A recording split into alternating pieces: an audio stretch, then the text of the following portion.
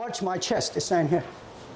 Your chest synchronizes with your wrist.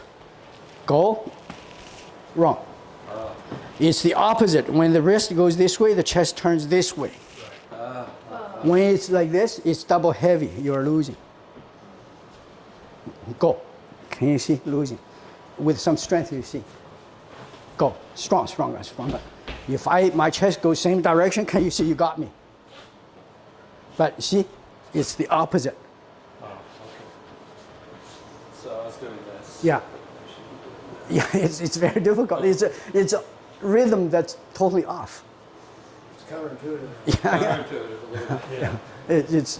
yeah. It's almost like you have to be awkward to do it right. Why did I make so many mistakes? So that's the key. Yeah. It's not normal, right?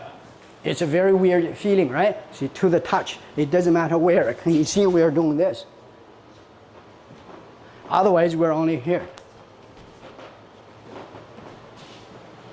So this is the idea called sealing. To the touch, it becomes waterproof. Touch, there's a lot of movement. It's waterproof. There's no space there. No space, right? Nope.